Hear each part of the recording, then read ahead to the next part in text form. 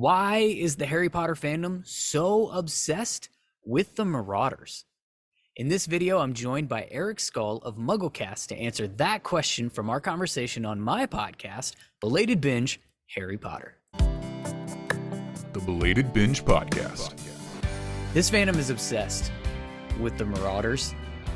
As obsessed with the Marauders as Snape is with Lily, it seems. Wow. Why? That implies a degree of unhealthy love, actually, which I find amusing. But it also might be true. What is it about the Marauders? And I bring this up with you specifically because I'm pretty sure this is right in your wheelhouse. But what is it about the Marauders? Why that aspect? Why have so many people latched on to that? I love this question so much. Of course, I have a very specific theory. Specific theory that answers this question. So if you look at Prisoner of Azkaban, which we're actually currently about to wrap up on MuggleCast, we have, I think, 2 chapters left of our chapter by chapter revisit. Shout out to MuggleCast. Available wherever podcasts are found. Yeah, it's some show we do. Never heard of it.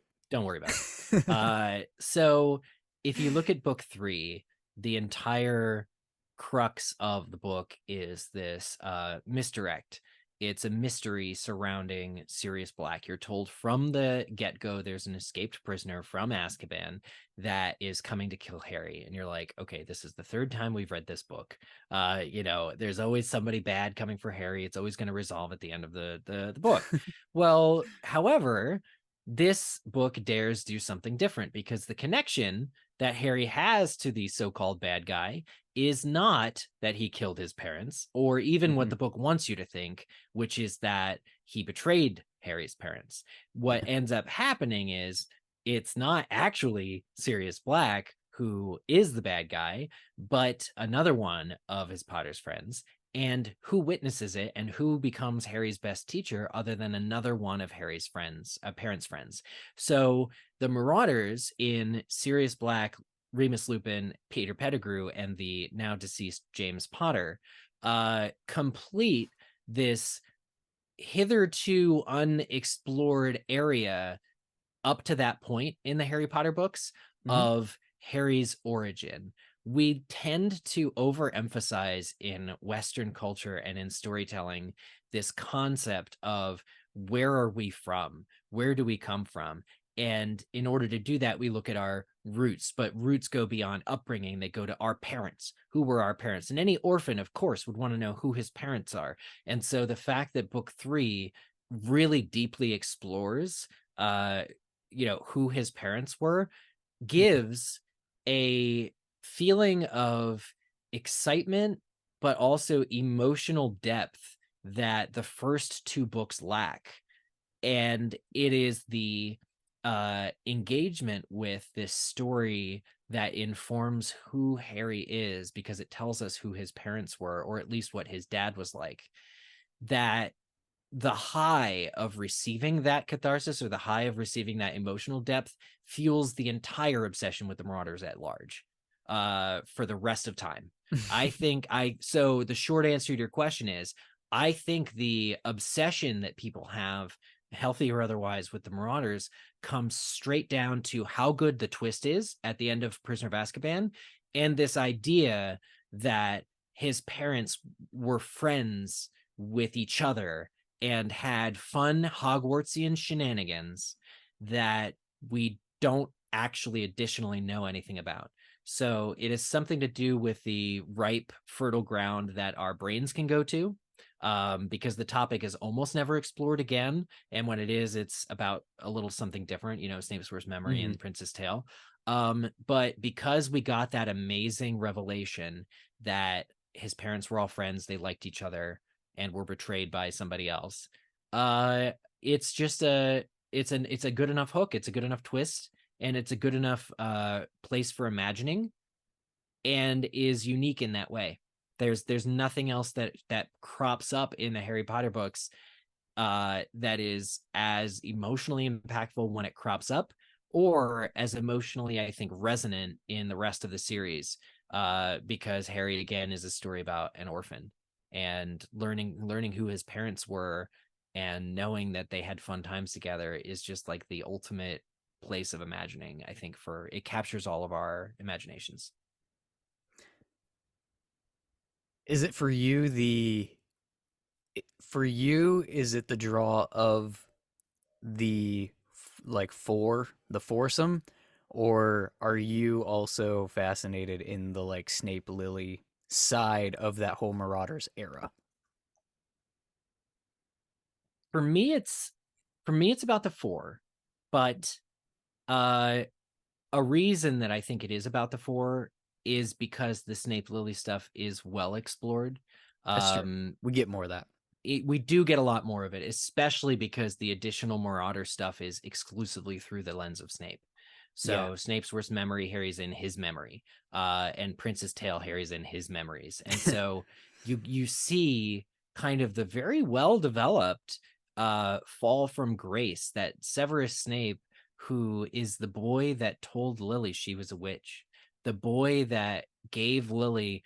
I mean, this is why I can see people, at least initially, shipping Lily and Snape, is Snape was her escape from her awful Muggle sister and her life. Snape was Lily's Hagrid, you know, who Yeah. really, not suggesting Harry and Hagrid should be romantically involved, let me state that, but I'm saying I'm like sure it exists. Snape showed Lily a whole new world, and it was his greatest pleasure to do so, to be able to tell her, I know something that you are, and she had no idea. And so their friendship in those early books, where she relied on him to give her more information, was very great, because it gave him a purpose that he never had, also coming from an abusive household. And these are all things that are in the books. And so I'm Hmm. talking with more depth now about Snape and Lily than I ever could about the Marauders, because there's more of that kind of explanation, and Yeah. the fall from grace, and sort of Snape calling Lily a mudblood, and her really coming to him with these reservations about who he's hanging out with at school. All these beats are there, we know it. And so I think Yeah. that because it's more fleshed out, it's less fertile ground for imagining and wonderings. And so I tend to focus on the Marauders, which I still don't know kind of exactly how the Peter Pettigrew betrayal wasn't seen coming a mile away by them, and that speaks to, like it or not, speaks to a level of savvy with Peter, in order to have been able to do that, even though he's a big weasel. Or And just being so irrelevant even within your own friend group that nobody's paying attention to anything you're doing anyway. yeah, but then it also goes back Potentially. to that. No, right. And it goes back to that trope of we make our own enemies, we make Yeah. our own worst enemies. And the way in which those boys treated Peter, certainly don't excuse his, he still made the choice Well, yeah, to betray them. I But don't yeah. think we have enough either, just in the defense of the rest. Like, I don't think we have enough on the page that actually suggests they treated him poorly. Like, he may have been the tag along, but he was along. You know what I mean? Like, Yeah. they could have easily oster ostracized, like, Yeah, like excluded him. yeah, he could have Um, easily not be, it could have not been four of them. You know what I mean? They obviously liked him. They yeah, obviously like, well, you know. if you I think Harry observes either Pettigrew being bullied by James, or so they're like, I think they make some kind of disparaging remark about his intelligence or his capability or something, or somebody says in front of Peter that Peter nearly wet himself trying to get like the snitch from James, or are you remembering something like this? I seem to Yes, remember. perhaps, but I guess So the idea that James and Sirius were bullies goes a long way to explaining kind of, if they saw Peter as that tag along, they would have bullied him too. And it might not be as intensely as they did Snape, but we have this situation in real life all the time where our friends mhm, might be rude to us, and we might be in an uneven friendship that causes us to feel actually quite resentful that we aren't respected more. So there's elements of that I think make it explainable. I think that's true. I come from a like a the perspective that, and I in my real life I tell people this all the time. If I'm not giving you shit, it means I don't like you. Mm. Like, and that's how I interpret the Marauders so much. Like, cause those were my friend groups. Like, we roasted each other. Like Yeah. that was part of our friendship. Like so the if we weren't doing that, it's you weren't in it. I You know, think so that makes a lot of I sense. very much like I think of it in that way a lot. But Like anyway. yeah, but was everybody on the same page in that roasting group? Typically I think we were, but there were definitely elements I can say from experience of when the friend groups when the when people collided, right? Like when it was all one on one, you always felt like you knew where you were, but once more were introduced and you were all kind of on that same page, you started to like discern a pecking order. I That's it. guess. So like I can relate to that in a lot of ways, but it also didn't make me want to kill any of my friends. Well, right, right, yeah. even, That's good to even know. you You're know, a normal person. scraps Who, might happen, but like, yeah. murder doesn't need to. No, that's fair enough. And Pettigrew himself talks about, essentially being tortured by Voldemort Right. into revealing what he did. But, later his defense of himself doing so is not worth the words that it cost. Right. So yeah, but like that's the thing is if you think about here's another reason the Marauders are so popular. If you think about 4 people that were friends, you're talking about I think 16 relationships. Because or at least 12, like their relationship with each other one-on-one, like you're Mhm. saying, and the dynamics they're Yeah. in. And then when 3 of them are together and one of them's out, no matter who it is, there's a separate relationship dynamic to Mhm. explore. So it is very, I think, titillating to explore or think about kind of because each character is well written enough to be fundamentally different people. Yeah. So the idea that they were friends is really exciting. Yeah. The Belated Binge Podcast.